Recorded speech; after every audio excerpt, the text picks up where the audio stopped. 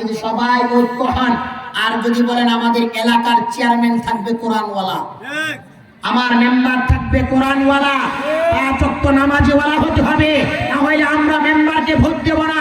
Chairman হতে হলে কোরআনওয়ালা হতে হবে, পাঁচ ওয়াক্ত নামাজিওয়ালা হতে হবে। আমরা চেয়ারম্যানের পক্ষে থাকবো, না হলে থাকবো না। খোদার কসম ওই চেয়ারম্যান কখনো এই যদি এলাকায় থাকে ওই এলাকায় জেনাবে বিচার হবে না, ঠিক কিনা? আর স্লোগান তুলবেন, এলাকার মাতাব্বর থাকবেন, আমাদের এলাকা থাকবে পাঁচ ওয়াক্ত নামাজিওয়ালা। খোদার কসম যদি সবাই নামাজিওয়ালা হয়, চুরি চামারি উঠে যাবে, জেনা বেবিচার উঠে যাবে, কাটাকাটি উঠে যাবে, হিংসা বিদ্বেষ উঠে থাকবে, যে সুন্দর পরিবেশ কায়েম হবে, ঠিক কিনা? আজ থেকে স্লোগান শুরু করব, প্রতিটা জায়গায়, প্রতিটা স্তরে, প্রতিটা সেক্টরে, প্রতিটা মহল্লায়, প্রতিটা গ্রামে, প্রতিটা স্কুলে, প্রতিটা কলেজে আমরা একটা এলান তৈরি করব, নারায়ে তাকবীরের স্লোগান দিব।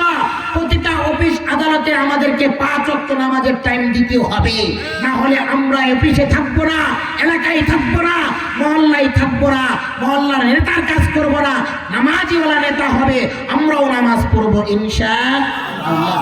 আমা তাওফীক ইল্লা বিল্লাহ। আল্লাহ পাক আমাদেরকে সকলকে পাঁচ ওয়াক্ত নামাজি হওয়ার জন্য, সকলকে নামাজের দাওয়াত দেওয়ার জন্য, মা বোনদেরকে পর্দার ভিতরে রাখার জন্য তৌফিক এনায়েত ফরমাক। সকলে বলে আমিন।